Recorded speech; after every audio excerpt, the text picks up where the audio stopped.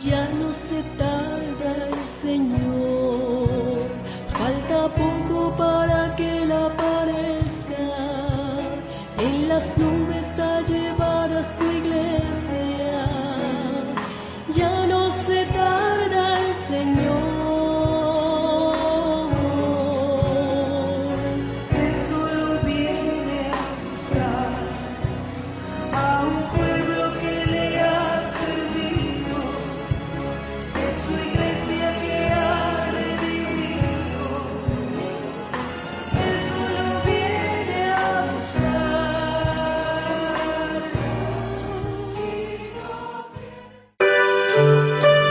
Puedo sentir que estás aquí,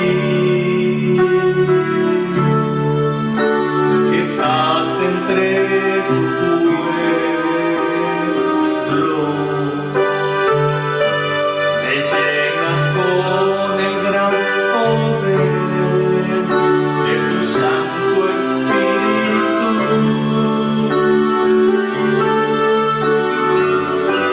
Hoy yo te veo por la fe, siento tu espíritu muy dentro de mi ser, pero mi más grande esperanza es saber que con mis ojos te veré. Puedo sentir que estás aquí, que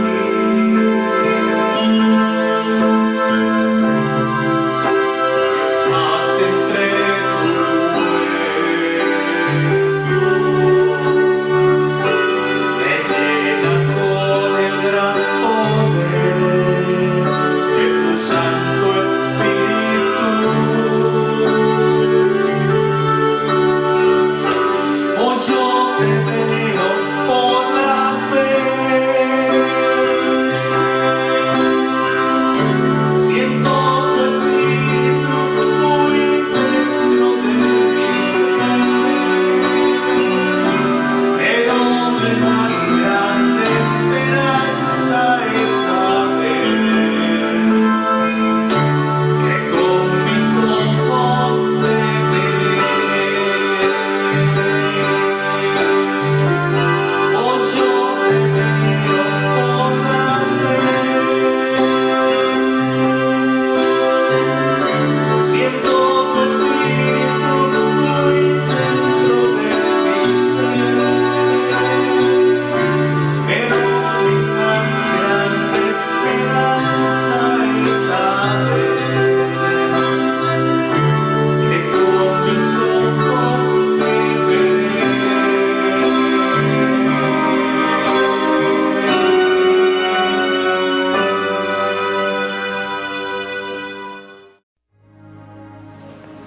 Buenos días, mis amados hermanos. Sean todos bienvenidos a esta nueva escuela dominical en la mañana de hoy. Les invito a tomar en sus manos el texto sagrado en el libro de Apocalipsis capítulo 2 y leemos dos versículos, el verso 14 y el verso 15, para meditar en ellos en la palabra de Dios. Pero tengo unas pocas cosas contra ti, que tienes ahí a los que retienen la doctrina de Balaam, que enseñaba a Balac a poner tropiezo ante los hijos de Israel y a comer cosas sacrificadas a los ídolos y a cometer fornicación. Y también tienes a los que retienen la doctrina de los Nicolaitas, la que yo aborrezco. Oremos al Dios alto y supremo.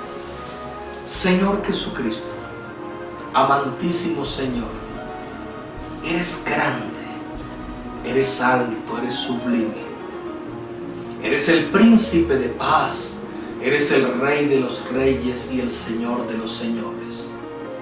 Gracias te damos, Señor Jesús, porque tu amor por el ser humano es grande. Gracias porque un día dejaste tu trono de gloria y viniste a pagar un rescate, expiación por la raza humana y salvarnos del pecado. Gracias porque te has propuesto llevar muy pronto a tu amada gloria, Señor, una iglesia sin mancha, sin arruga y sin contaminación. Háblanos en esta mañana, Señor. Purifica nuestras vidas y concédenos escalar un paso más hacia la vida cristiana. Háblanos por tu palabra. Te lo pedimos en el nombre de Jesús. Amén. En primera instancia, qué bueno considerar la parábola del trigo y la cizaña para poder explicar este texto bíblico. En la parábola que Cristo refirió a sus discípulos, habla que hay dos grupos que pueden convivir unidos el uno al otro. Está hablando del trigo y la cizaña. ¿Qué sucede con el uno y qué pasa con el otro? El primero, que es el trigo, es un gran alimento para la raza humana. Se constituye en uno de los ingredientes básicos de la canasta familiar y logra, con sus proteínas, sus vitaminas y sus grandes componentes químicos, ayudar al fortalecimiento de la salud del ser humano. Todos inicialmente, al comer el desayuno, degustamos un exquisito pan hecho del trigo. Es de bienestar el consumo de este pan, pero adverso a este se encuentra otro elemento, la cizaña. La cizaña no sirve para nada. La cizaña no tiene componentes químicos que ayuden al fortalecimiento del cuerpo humano. La cizaña, antes, por el contrario, absorbe los nutrientes del trigo, le quita a la tierra muchos minerales que le aporta el trigo. Así que se pega abruptamente dentro de la cosecha para consumir lo que debería tener en esencia el trigo. ¿Qué quiero decirte con esta paradoja de la vida? Que en la iglesia hay dos grupos. Unos que han recibido a Cristo como su grande Salvador, como su único Señor, y han entrado con corazón sincero por la puerta que es Cristo. Y hay otros que no han tomado con sinceridad el camino de la fe. Dicho en otras palabras, se han pegado a la iglesia, pero no bajo unas convicciones precisas del Evangelio. No se evidencia en ellos un genuino arrepentimiento que consiste en el cambio de mente, cambio de pensamiento, y más tarde se evidencia en un cambio de comportamiento. Tampoco en estas personas se evidencia ni siquiera la búsqueda de Dios en oración. Son personas que les fastidia esa práctica cristiana que nos permite dialogar con Dios día a día. Tercero, como no oran, tampoco reciben el Espíritu Santo, porque en la medida en que hablamos con Dios, interactuamos con Él a través de la oración, nuestra alma se va alimentando de ese buen olivo que es Él y se va nutriendo nuestro ser interior. En la iglesia hay dos grupos, como te decía: los cristianos auténticos y los que parecen ser cristianos. En la charla anterior te expliqué cómo hermanos de la congregación de Éfeso llegaron, se metieron en la congregación de Pérgamo, pero para causar un daño a la iglesia. Ahora encontramos aquí que esta ciudad, desde el punto de vista político, no cerraba sus puertas a los visitantes. Pérgamo era la capital de la provincia romana de Asia. Algunos de sus reyes tuvieron la gran ambición de convertir esta ciudad en una ciudad al nivel de Atenas. Y gracias al buen esfuerzo y la inversión que le dieron a este proyecto, lo lograron.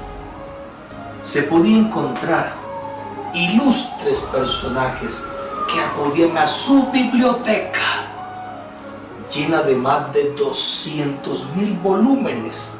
Recordemos que en Pérgamo se trabajó inicialmente el papiro. De allí salieron unos pergaminos, unos rollos especiales que se convirtieron en parte para la impresión de muchos libros. Así que en su biblioteca se encontraban muchos ejemplares que podían darle a un ser humano cierta capacidad intelectual.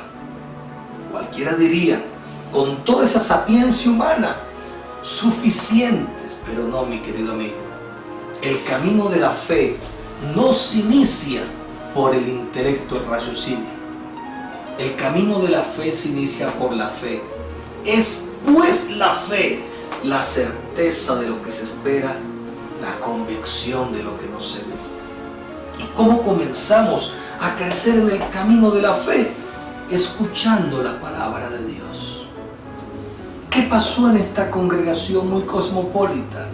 Recibió la llegada de hermanos de la iglesia de Éfeso muy mal formados, los nicolaitas. Y cuando ellos se mezclan en la congregación, lo que hacen es distorsionar la fe de nuestros hermanos. Y aquí se expresa en este libro que lograron cautivar a ciertos hermanos incautos, necios, y apartarlos del verdadero sentido de la santidad. Eso se evoca en primer lugar en esta carta. El Dios del cielo dice: pero tengo unas pocas cosas contra ti.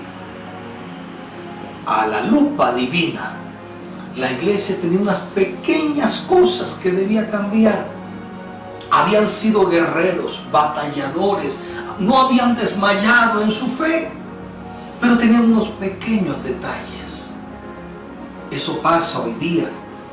Hay personas que se dedican muy fiel al camino de la fe, pero cuando encuentran en la sociedad algunas normas de conductas que no son reprochables ante los gobiernos humanos, ellos deciden tomarlos, practicarlos, y sencillamente el evangelio es un camino de fe muy diferente.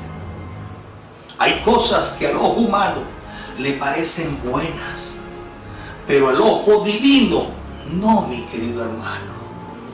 Recordemos que Cristo le dijo a sus discípulos que ellos debían tener especial cuidado de no dejar que un poquito de levadura leudara toda la masa. Así que vamos a observar unas prácticas que esta iglesia tenía, que estaban deteriorando su camino ante Dios.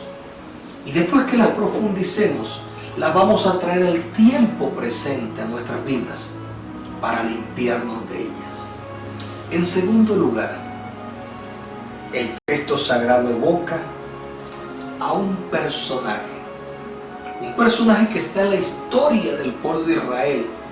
Su nombre, Balaam. Es un nombre de una historia muy curiosa, muy extraña. En su personalidad, era una persona muy extrovertida. En su carácter, era una persona muy fuerte e imponente. Pero en su fe, era de doble ánimo.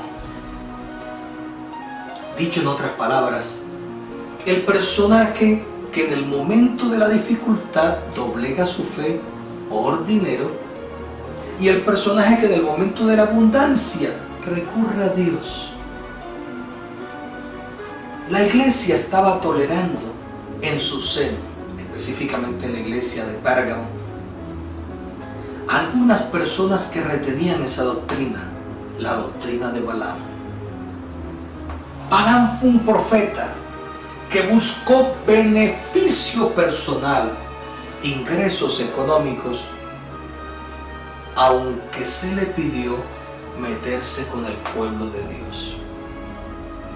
Uno de los gobernantes que regía un pueblo cercano a Israel contrata a Balaam y le pide que maldiga al pueblo. Pero Balaam conocía muy bien que al pueblo de Dios no se le puede maldecir, porque desde sus inicios Jehová Dios le había dicho a Abraham: bendeciré a los que te bendijeren y maldeciré a los que te maldijeren. Meterse contra Israel era poner cuchillo a su propio cuello, y Balaam sabía esto, pero estaba pasando por un momento de dificultad, por un momento de estrechez financiera en su presupuesto familiar. Y cuando es convocado por ese gobernante, él decide ganarse unos pesos. Lo que no sabía es que el gobernante le pide maldecir un pueblo que era la niña de los ojos de Dios, su especial tesoro. Cuando Balaam se enfrenta a esta situación, saca ciertas evasivas hasta que logra observar un ápice, una pequeña abertura a través de la cual podía hacer algo y desviar al pueblo de Dios. Balaam le dice a Balac que ponga tropiezo al pueblo de Dios. ¿Pero de qué manera? El pueblo al cual pertenecía el gobernante que quería la maldición de Israel era un pueblo idólatra, un pueblo pluriteísta, y era un pueblo que hacía orgías, fornicaciones paganas dentro del culto a su Dios. Observó este profeta que participaban doncellas, vírgenes, muy bellas y hermosas. Así que le dice el profeta al gobernante: te doy una idea. ¿Por qué no promueves en esas vírgenes, en esas doncellas, que se acerquen a los hijos de Israel, a los hombres fuertes que tiene ese pueblo, y promuevan con ellos, primero, que sean partícipes del culto? En castellano, que se fueran a ofrecer al Dios pagano adoración. Segundo, tómales como anzuelo que durante la ceremonia del culto al Dios pagano hay orgías, y esos jóvenes son necesitados de placeres sexuales, así que pueden ser fácilmente presa para ustedes. Y le dijo tercero: una vez que salgan de esas orgías en el culto pagano, ellos van a comer sacrificado a ídolos. ¿Qué hizo el gobernante? Dijo: perfecto, buena idea. Y tomó las más lindas, las doncellas más hermosas de su pueblo, y las invitó para que llevaran a cabo ese ilícito contra Dios y su pueblo. ¿Qué trajo como resultado esta situación? Los hijos de Israel se mezclaron. Los hijos de Israel adoraron a un Dios extraño y pagano, y los hijos de Israel fornicaron comiendo a los ídolos paganos. ¿Cuál fue la sentencia divina? Hubo dos sentencias. Una espada que se le aparece al profeta, y cuando el burro en el que el profeta iba, ese asno, observa esa espada de ese personaje angelical, da marcha atrás. Pero como los jóvenes se dejaron seducir, hubo 24,000 muertos en un solo día. Ahora llegamos al presente de esta iglesia, la iglesia en Pérgamo, y encontramos a un grupo de hermanos que vinieron de la iglesia de Éfeso, pero con una vida cristiana muy mala. Eran una levadura, eran una cizaña, y se mezclaron entre el pueblo y comenzaron a doblegar la fe de algunos creyentes que iniciaban los primeros pasos. Y le dijeron: no hay problema, si aquí se adora a Zeus, pues doblar las rodillas ante Zeus, sabiendo en nuestra mente que tenemos un solo Dios, no pasa nada. Dios sabe nuestro pensamiento, aunque nos hemos arrodillado ante Él. dios Zeus. 2. No importa que todo lo que se come en las carnicerías y las despensas de carne haya sido previamente ofrecido al dios Zeus. No importa, podemos comerlo y no pasa nada. En el estómago se digieren los alimentos y no nos va a matar. Esos hermanos que vinieron de Éfeso traen una doctrina muy extraña. Aprovecharon que el obispo, el gran siervo de Dios, el ministro, el pastor de la congregación Antipas, había sido brutalmente asesinado al meterlo en esa estatua de bronce y haber sido cocinado vivo, asado vivo. Y aprovecharon que la iglesia quedó sin pastor para meterse, infiltrarse y doblegar la fe de algunos hermanos primíparos en el camino del Señor. ¿Qué trajo como resultado esto? Primero, la aceptación de la sociedad. Pero hubo un problema mayor. Cuando Dios le pone la lupa a su iglesia, observa que hay pequeños detalles que deben arreglarse. Primer detalle, esa doctrina de Balaam. Dicho en otras palabras, ellos no debían comer sacrificado a ídolos. 2. No debían dejar que sus hijos participaran del culto al dios pagano Zeus. 3. En el momento del dolor, del sufrimiento, de la enfermedad, no debían acudir a ciertas prácticas de hechicería muy propias al dios Esculapio en esa localidad. Eso está pasando hoy mismo en la actualidad. Hay cristianos que en el momento que le dan un veredicto, un dictamen, un diagnóstico de cierta enfermedad, en su afán por conseguir la salud, llegan a ciertas prácticas esotéricas, mágicas, de hechicería. Se ha evidenciado en la historia de la iglesia personas que han dicho: si la medicina tradicional no me sana, yo soy capaz de ir donde un brujo, un hechicero, un santero, que me dé un bebedizo para curarme. No importa, es mejor perro vivo que león muerto. Pero ten cuidado, hermano. Satanás no da puntadas sin dedal. No, señor, ten cuidado. Tu vida quedará atada, ligada a prácticas que serán una carga. Dios tiene todo poder. Recuerda lo que Él dijo cuando la iglesia estuvo perseguida en esos inicios de la persecución. El libro de Santiago dice: ¿está alguno enfermo entre vosotros? Llame a los ancianos de la iglesia, hagan una oración de fe por él, y la oración de fe sanará al enfermo. Dios tiene en su iglesia hombres dones, siervos de él, ministros, que cuando invocan el nombre que es sobre todo nombre, a favor de tu enfermedad, a favor de mi enfermedad, ocurren sanidades, milagros, prodigios y grandes liberaciones. Ese es el Dios que tenemos, un Dios superior a Esculapio, un Dios superior, como lo demostró con Moisés, a Faraón, rey de Egipto, superior a los sátrapas, magos, brucos, hechiceros, adivinos. Tenemos un Dios que sana de verdad, y no vale la pena, hermano, acudir a esos antros del pecado en busca de una sanidad para el cuerpo, cuando hay un Dios que salva y sana de verdad. A esta iglesia se le pidió que arreglara unas pequeñas cosas.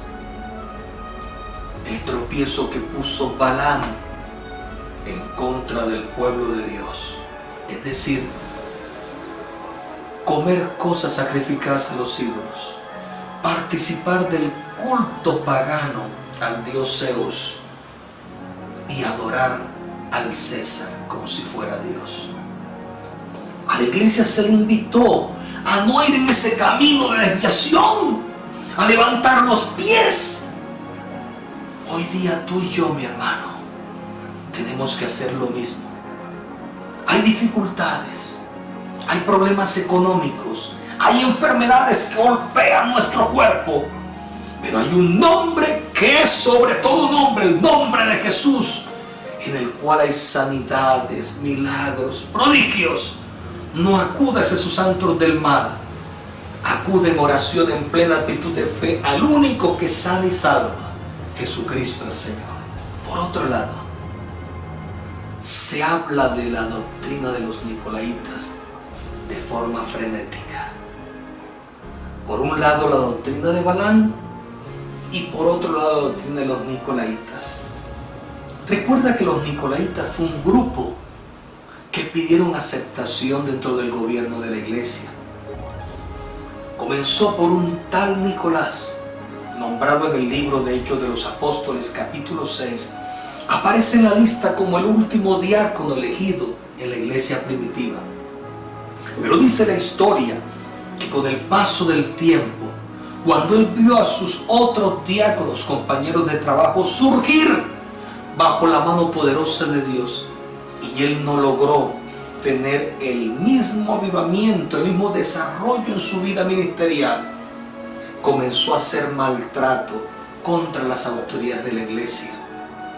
Comenzó a incitar al pueblo de Dios, a los feligreses, a irse en contra de los apóstoles, en contra de los que administraban la iglesia del Señor.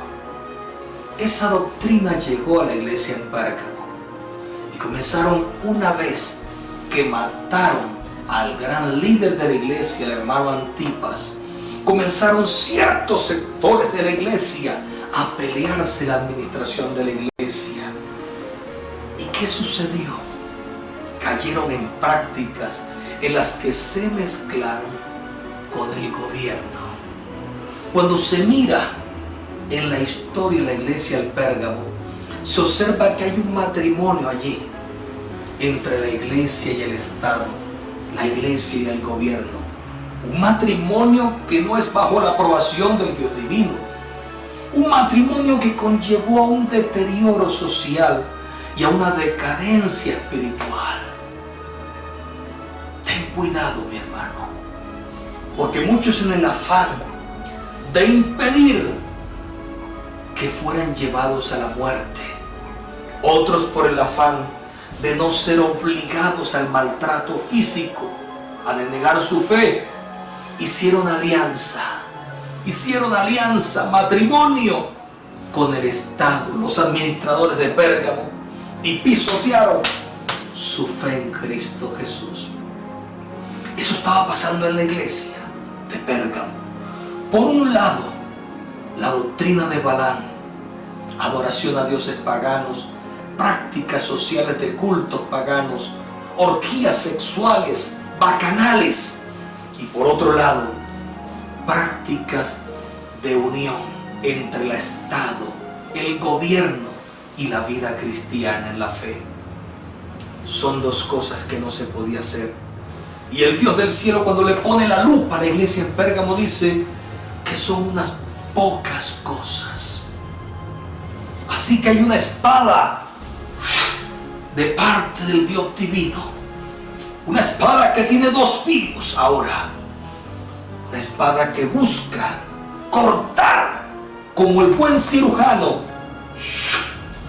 lo que está haciendo daño a la salud del cuerpo, ese mioma, ese hematoma, ese tumor.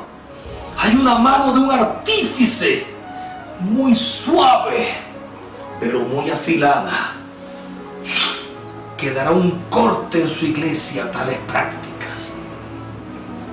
Mi pregunta para terminar es: ¿deseamos que Él arranque en nosotros esas cosas que son un tormento en nuestra fe? Esas cosas que son un obstáculo de impedimento para que nuestra vida en Dios crezca. ¿O tendremos que esperar el día final, donde se recoja por un lado el trigo y por el otro lado la cizaña? El problema es que si esperamos ese día final, ya no hay marcha atrás. El trigo será puesto en Dios en un lugar muy especial, Pero la cizaña, esa levadura en la iglesia, será puesta en el horno de fuego y azufre, la muerte segunda. Dios quiere ahora una iglesia limpia, sin mancha, sin contaminación, sin arrugas, sin pecado, sin ninguna carga o peso oneroso, hermano querido. ¿Por qué no dejamos que Él nos ponga ese corte especial y arranque de nosotros esas prácticas que se han vuelto un malestar en nuestra vida cristiana? Jacob estaba enseñado a mentir, y en la actualidad hay cristianos que dicen: una mentira piadosa no hace daño, pastor, no es pecado. No, la Biblia no me dice eso. La Biblia me dice que un poquito de levadura leuda toda la masa. Pero ¿qué le tocó a Jacob 20 años después de mentir, de engañar a su propio padre, de tomar el atuendo, el vestuario de su hermano y engañar a su padre? ¿Qué le pasó? Tuvo que salir corriendo. Sus mentiras no le sirvieron de nada. A un lado venía su archienemigo, su hermano Esaú, a quien le había quitado la primogenitura, y a sus espaldas venía su suegro, armado de violencia y maldad para acabarle. Y en el medio estaba Jacob, un hombre que le gustaba mentir, engañar, sacar provecho. Eso era Balaam, alguien que sacó provecho. Ten cuidado, hermano, porque te vas a hallar cual Jacob entre la espada y la pared. Y el problema es que no tendrás oportunidad como la tuvo Jacob. Jacob fue al vado de Jaboc, se metió en la presencia de Dios, habló con él cara a cara. Pero Jacob perdió algo de parte del Dios Alto y Supremo, y dio su calcañar, su talón, y perdió Jacob su capacidad de correr. ¿Qué necesitas perder hoy, mi hermano? Porque aunque has mentido, has engañado, has hecho alianzas con ciertas prácticas que en sociedad no son tomadas como pecado, pero que Dios en su palabra sí las tiene como pecado. Llevas una vida a medias. Necesitas que Dios te cambie. Necesitas que Él ponga su espada de 2 filos y arranque ese peso, ese hematoma, ese tumor que está afectando tu vida, tu salud espiritual. Y es el tiempo de cambiar. Es el tiempo de decirle: Señor, te necesito, ayúdame, cámbiame, por favor. Deja que Él lo haga. Deja que Él ponga su mano poderosa. Él quería acabar con la doctrina de Balaam en la iglesia de Pérgamo y la doctrina de los Nicolaitas. Hoy también quiere perfeccionar tu vida y la mía. Deja que Él nos pase su espada. Deja que su palabra de 2 filos, la palabra de Dios, limpie nuestro ser interior y purifique nuestro ser de tal forma que nos parezcamos a Él y seamos levantados muy pronto hacia la vida eterna en el rapto de la iglesia. Espero que sea edificación para tu vida esta enseñanza y que Dios te bendiga. Hasta la próxima.